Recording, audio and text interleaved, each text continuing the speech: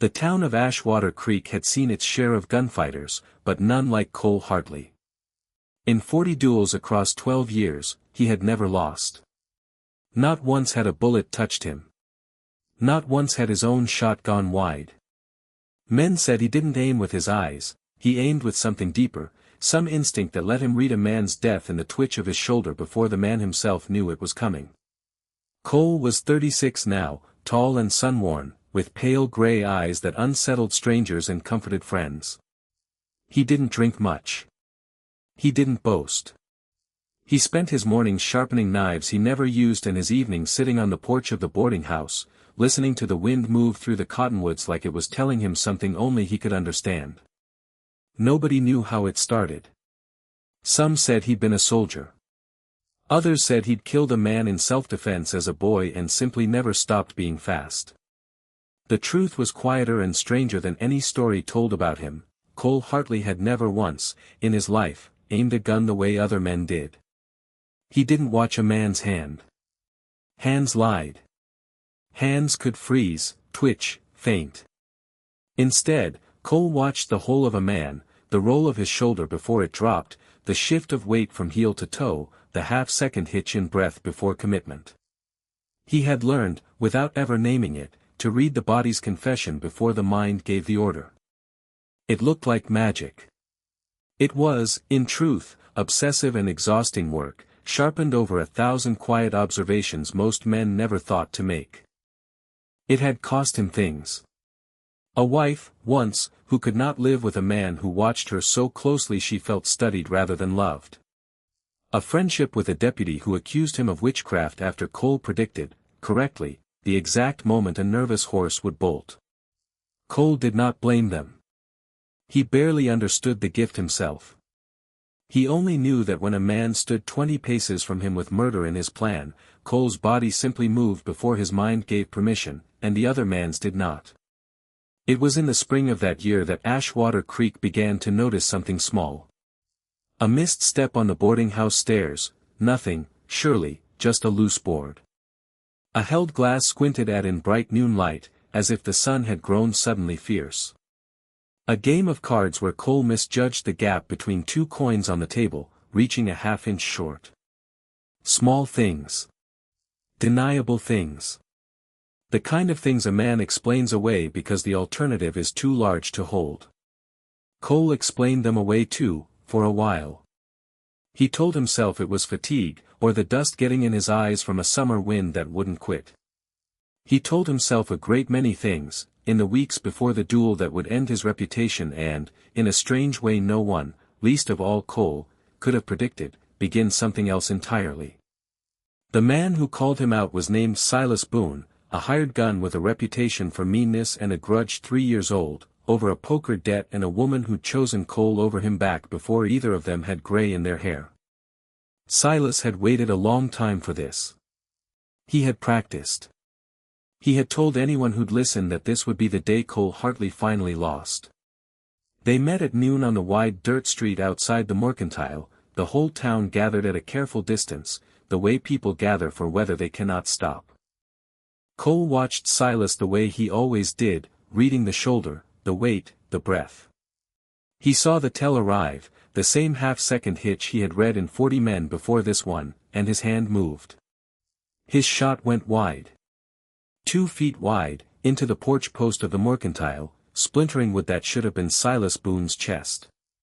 Silas, stunned by his own survival, fired late and badly, and the bullet only grazed Cole's arm, but it didn't matter.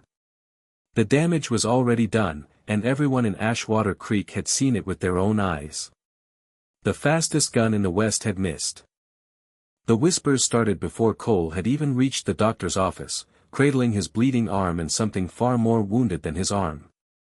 By evening, half the town believed he'd lost his nerve. The other half believed Silas Boone had paid him to throw the fight, though nobody could explain why a man of Cole's reputation would sell the only thing that had ever truly been his.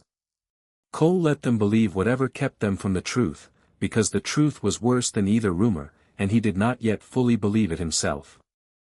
Dr. Abel Reyes was not a young man, and not a fast one, but he was thorough, and he had spent enough years in mining towns and battlefield tents to recognize suffering that men tried to hide behind steady voices. He examined Cole's eyes by lamplight, asked him to follow a moving finger, asked him about halos around lanterns and the growing difficulty, lately, of reading playing cards in dim rooms. "How long have you been losing the edges of things?" Reyes asked, in the tone of a man who already suspected the answer. Cole was quiet a long moment. "Edges of things," he repeated, as if trying the words on for size. "Maybe a year. I thought it was just dust. Sunday getting older." "It isn't age," Reyes said. "Not in the way you mean it." He set down his instruments carefully, the way a man sets down bad news so it doesn't shatter on the way to the table. "There's a narrowing happening behind your eyes, Cole. Slow, but not stopping. I've seen it twice before, once in a printer who read too long by bad light, once in a soldier caught too near a powder blast. Both men went fully blind, in the end. Not overnight. Months, maybe closer to a year, if you're fortunate enough to call it that." Cole did not speak for a long time. Outside, the town went about its ordinary evening, a dog barking, a wagon creaking past, someone's laughter thin and far away, entirely unaware that the ground had just shifted under the most famous man in it. "Does anyone else need to know this?" Cole asked finally. Reyes studied him. "That's your business to decide. But I'll tell you plainly, a blind man with a gun is a danger to himself and to anyone standing near him. If you're still taking duels, Cole." "I won't be taking duels," Cole said, too quickly, and they both understood it for the lie it was.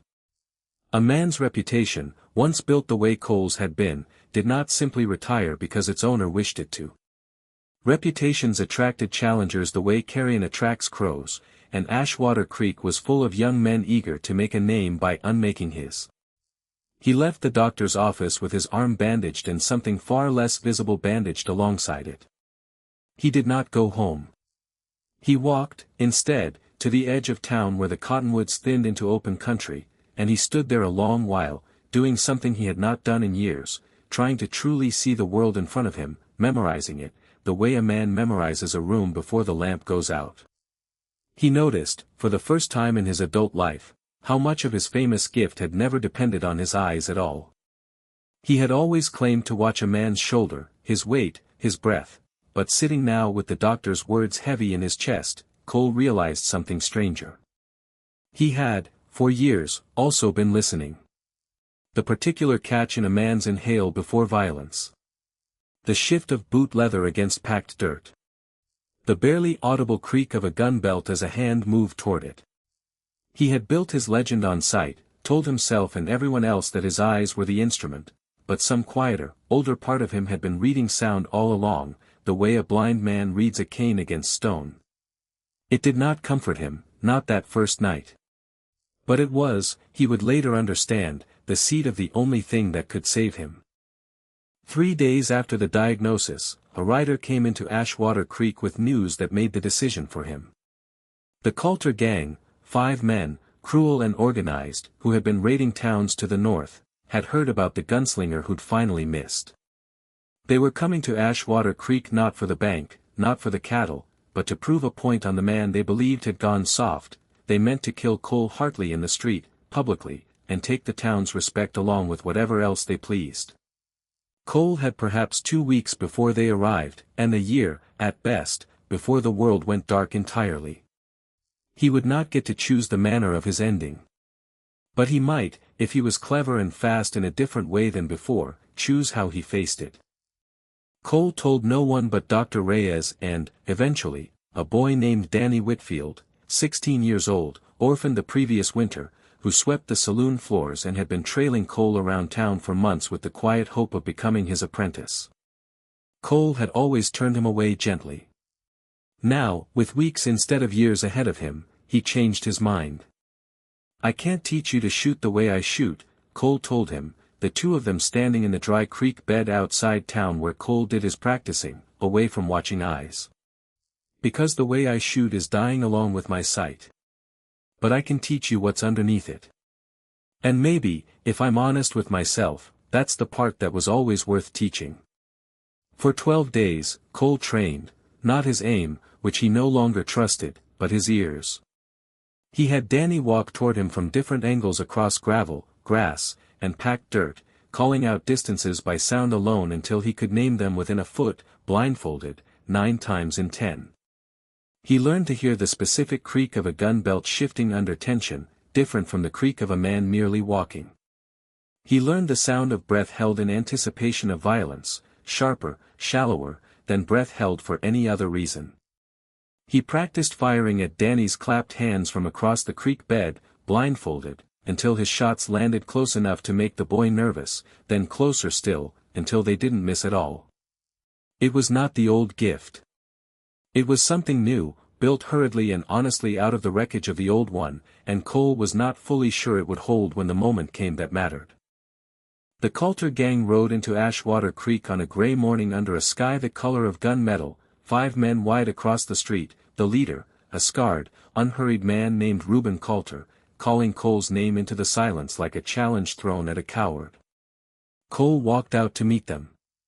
He had told no one, not even Danny, standing tense and pale on the boardwalk, that his sight had narrowed in the past week to little more than shifting light and shadow, shapes without edges, exactly as Dr. Reyes had warned him it would.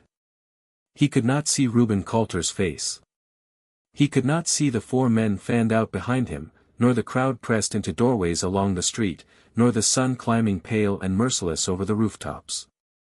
What he could hear was everything, 5 distinct patterns of breath, 5 different weights shifting on 5 pairs of boots, the specific creak of gun leather from the man second from the left, tensing early, too eager, the way nervous men always were. "You lost your nerve, Hartley," Reuben called out, "or just your eyes?" Cole said nothing. He was listening past the words to the breath beneath them, and beneath Reuben's breath, he heard it, the same half-second hitch he had read in 40 men before this one, translated now into sound instead of sight, but unmistakably, mercifully, the same. When Reuben's hand moved, Cole heard it a fraction of a second before it happened, the whisper of leather, the shift of weight, the tiny catch of breath that had always, in every man, arrived a heartbeat before the decision to kill. His hand moved with it, the way it always had, guided now by ears instead of eyes, and 5 shots rang out across Ashwater Creek in the space of 2 seconds.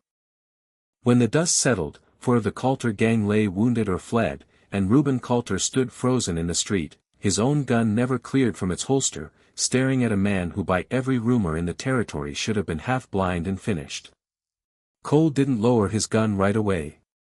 He was listening, still, to make certain the danger had truly passed, the way a man double-checks a door he cannot see is locked.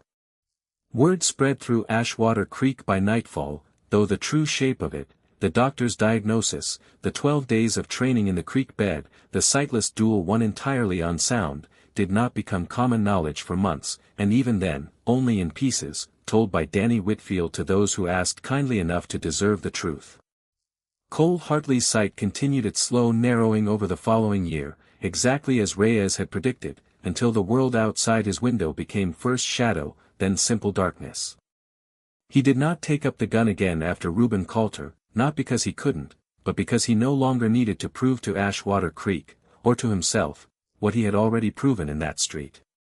He spent his remaining years teaching Danny Whitfield the quieter art beneath the legend, not the speed, not the aim, but the listening, the patience, the willingness to notice what other men rushed past. Danny never became as fast as Cole had once been. He became, by most accounts, something better, a lawman who solved more trouble with careful attention than with a drawn gun, in a territory that sorely needed both. Cole Hartley died at 61, blind for the last 20 years of his life, in the same boarding house where he'd once sat listening to cottonwoods on evenings he could still see them. He was, by then, no longer spoken of as the fastest gun the West had ever known. He was remembered, instead, as the man who proved that a gift can survive the loss of the thing everyone believed it depended on, so long as a man is honest enough to find out what it was actually made of.